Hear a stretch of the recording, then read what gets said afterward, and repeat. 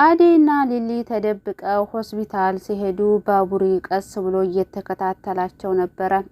ምክንያቱ ደግሞ ሊሊ ዶክተሩን ስልክ ስታወራ ከድንገት ባቡሬ ሲመጣባት ስልኩን ትዘጋለች። እሱም ታዲያ ለምንድነው እኔ ስመጣ ስልኩን የምትዘጊው? ማንን እያወራሽ ነው ሲላት አይ ጓደኛዬ ነበረች የድሮ ጓደኛዬ ስትለው እንዴ የድሮ ጓደኛሽ አሁን ከየት መጣች ይላታል። አዎ ከብዙ መጠፋፋት በኋላ እኮ አሁን መጣ እኮ አሁን እኮ እንገናኝ ብለን አለችው ማለት ነው። እና ባቡሬም እንግዲህ ውሸት እንደሆነ ቃልጉ ይነግረውና አይደለ ሩቅ ነው ሄደው ስላለችውም ደግሞ በቃ ሩቅ ከሆነ አብረሽ መሄድ ይፈልጋሉ ይላታል። አይ አብረኸኝ መሄድማ አያስፈልግም እኔ ራሴው ሄዳለሁኝ ትላለች። እሱም እንግዲህ የሊሊ ነገር ምንም ስላልጣመው ተከታትሏት እንግዲህ የሄደችበት አብሮ ሂዷል ማለት ነው። እሷ አላየችውም እየተደበቀ ማለት ነው። እና አዴና ዴብም ወደ ፍቅር እናት ጋር እየሄዱ ነበረ። እንግዲህ የፍቅር እናት ተመክራታለች ብሎ ስላሰበ ወደ ራሷ እንድትመለስ ታደርጋታለች ብሎ ስላሰበ አዴን ቀጥታ ወደ ፍቅር እናት ጋር ይዞ እየሄደ ነበረ ዴብ ማለት ነው። እና ከድንገትም ሊሊ ስልክ ስትደውልላት ታነሳና ሐኪም ቤት ልሄድ ነው ዶክተሩ ደውሎልኝ ነበር በምትላት ሰዓት እንግዲህ በቃ ቀወጠችው። አሁን ሊሊን ስለፈለገችኝ እዛ ልሄድ ነው ትላለች። ዴብ በጣም ይናደዳል። ምን ማለት ነው እኔን አሁን እትዬ ጋር እንሂድ እታለም ጋር እንሂድ እያልኩሽ ይሄ ምንድነው ሊሊ የምትይው ብሎ በጣም ያብዳል። እና አዴም ለምንድነው የማትረዳኝ? ቆይ አንተ ከሰርጋችን የሊሊ በሽታ አይቀድምም እንዴ? ስለዚህ ተወይ ብላ እንግዲህ አዴይ ዴብን ጥላው ትሄዳለች። ዴብን በጣም ይበሳጭና ሁልጊዜ ሊሊ አላበዛችውም እንዴች ሊሊ ማለት ማናት እያለ እንግዲህ ዴብ በጣም መናደድ ይጀምራል። እና እንግዲህ ዴብም ሀሳቡን ይቀይርና ወደ ሊሊ ዘንድ ይሄዳል። ባቡሬም በአንድ በኩል ተደብቆ ሊሊን እየተከታተላት ሂዷል። እና እንግዲህ ዶክተሩም ሊሊና አዴም ሆስፒታል ከገቡ በኋላ ዶክተሩ አልመጣም ነበርና እሱን ቁጭ ብለው እየጠበቁት ነበር። ምን ነው ቀረሳ እያሉ እያወሩ ባሉበት ሰዓት ዶክተሩ ይመጣል። ዶክተሩ መጥቶም በጣም ይቅርታ ቆየሁባቸው አይደለ እያለ እንግዲህ ወረቀቱን እያገላበጠ ባለበት ሰዓት እንግዲህ ባቡሬና ዴብ ቀጥታ በሩን ሳያንኳኩ ይገባሉ። እና እንግዲህ ሶስታቸውም በጣም ይደናገጣሉ። ምንድነው የተፈጠረው ነገር? ምንድነው ከኛ እየደበቃችሁን ያላችሁት ነገር ምንድነው ብለው እንግዲህ ሶስታቸውን የሚያፋጥጧቸዋል ዴብና ባቡሬ ማለት ነው። ምክንያቱም ዴብ በጣም እየተጠራጠረ ይገኛል። ሰሞኑን በጣም እየፈራው ነው። ፍራት እያለኝ ነው። ቶሎ አግብቼሽ ሚስቴ ማድረግ እፈልጋለሁ እያለ ሊሊ አዴ ጋር ሲጮህ ነበረ ዴብ ማለት ነው። ምክንያቱ ደግሞ የዚህ የዶክተር ሁኔታና የሊሊና የአዴ ሁኔታ ምንም አላማረውም። ምክንያቱም ሁለታቸውንም እየደበቋቸው ነው የሚሄዱት። ለምንድን ነው መደባበቅ? ምንድን ነው በፍቅረኛሞች መካከል ድብብቆሽ በጣም ያስጠላ ነገር ነው። ውሸት ከምንም በላይ ያስጠላል።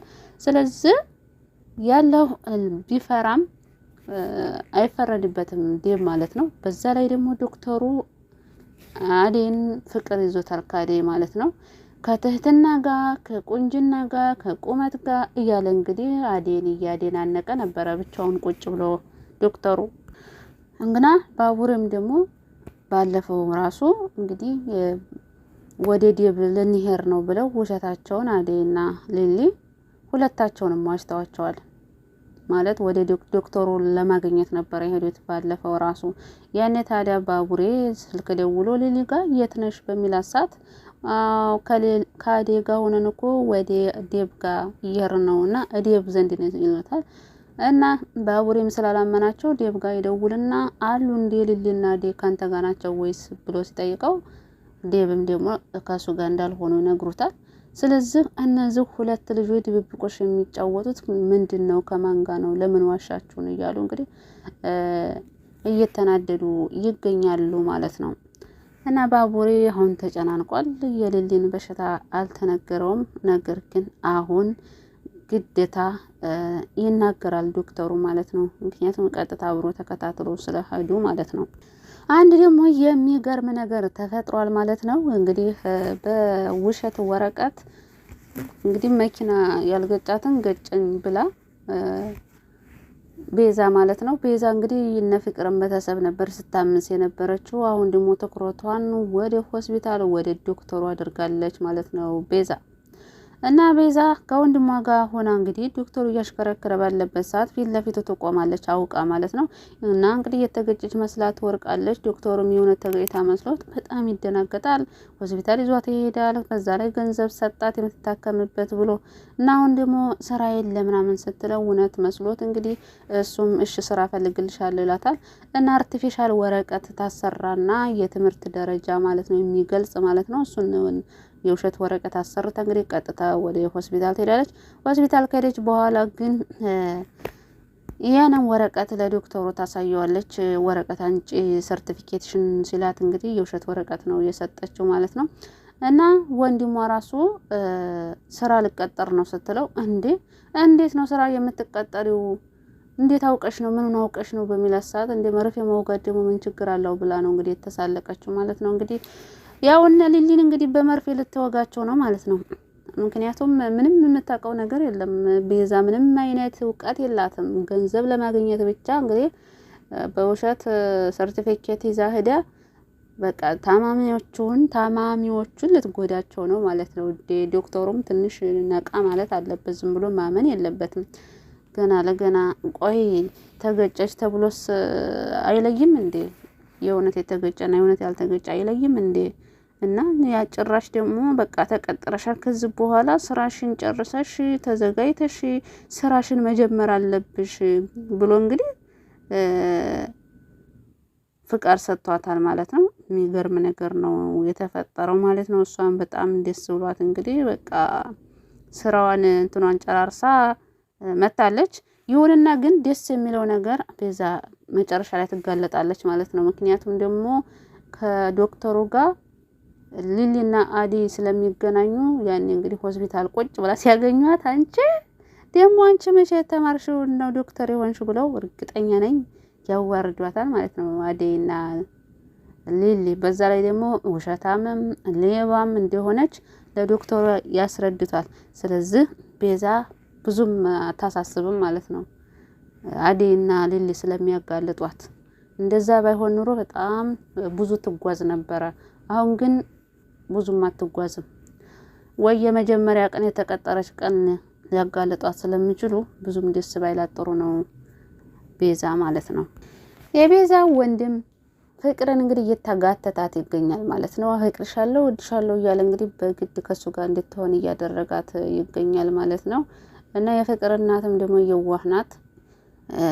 አሹን ሂድና ከትምህርት ቤት አንጣት ብትለውም እሱ ግን አሹ ሊያገኛት አልቻለም። ገና ለገና ትምህርት ቤት ውጥት ስትል እንግዲህ የቤዛ ወንድም ተቀብሎ ነው እየጎተተ ይዟት የሄደው።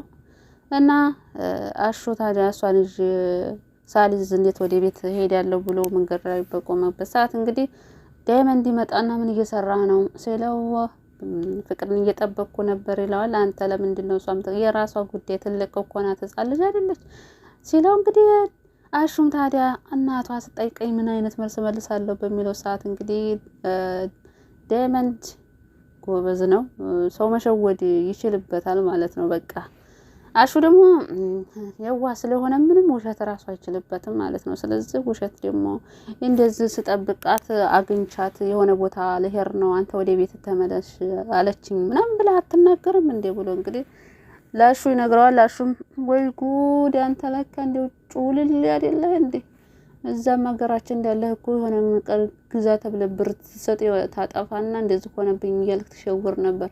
ለማንኛውም እንኳን ነገርከኝ ብሎ አሹ ወደ ቤቱ ቀጥታ ይሄዳል። ቤት በሄደበት ሰዓት ግን ፍቅርን ይዞ ስላልሄደ የፍቅር እናት የታለች ልጅ እንዴት ነው እሷን ጥለህ የመጣው ስትለው እሱም ልካሹ ዳይመንድ የነገረውን ነበረ ለፍቅር እናት የነገራት። የፍቅር እናት ግን በጣም ተበሳጭታለች፣ ተናዳለች። ልጅ የሆነ ነገር ብትሆን አለቅህም ብለዋለች ማለት ነው አሹን። ይሄ ሊሆንበት የቻለበት ምክንያት ደግሞ ሩታ ናት ነገሩን ያበላሸችው። ይሄ ከቤዛ ወንድም ጋር ባለፈው ፍቅር ክፍል የተደበቀው ከሱ ጋር ሆና ይሆናል ብላ ፍርጥ አረገችው ማለት ነው። የፍቅር እናትም አንታሹ ልጁ ፍቅር ክፍል እስከሚገባ ድረስ ምን እየጠበክ ነበር? ምን እየሰራ ነው ብላ ትጮሃለች ማለት ነው። ያን ጊዜ እዛ ክፍል በሚገባበት ሰዓት ደግሞ አሹ ቤት ስላልነበረ አላየውም ማለት ነው። እና የፍቅር እናትም ተናደደች። አንተ ቤት ልጠብቅ አይደል እንደዚህ የመጣኸው? እንዴት እንደዛ ታደርጋለህ? ስለዚህ አንድና የመጨረሻ ጊዜ ነው ልጄ፣ የሆነ ነገር ብትሆን አለቅም። አሁን ግን ልጅን ፍለጋ ሄዳለሁ። እኔ ሂጅ አመጣታለሁ ፈልጋታለሁ ቢላትም የፍቅርና በጭራሽ ወትሮ ነበር እንጂ መጥነው በደቆ ሰው ምን ያደርጋል ዲስት ጥሎ ማልቀስ አለች። በፊት ነበር እንጂ አሁንማ ብትሄድ ምን ይሰራልኛል? እኔው ራሴ ሄዳለሁ ብላ እንግዲህ ፍቅርን ፍለጋ ሄዳለች ማለት ነው። እንግዲህ ኪንጎም ስራ ተቀጥሯል። የፍቅርና ስራ አግኝታለታለች። በጣም ደስ ይላል። ለማንኛውም እንደው ቀጣይ ክፍል በጉጉት እንጠብቃለን። ለዚህ ቻናል አዲስ ከሆናችሁ ሰብስክራይብ፣ ላይክ፣ ሼር ማድረጋችሁን አትርሱ።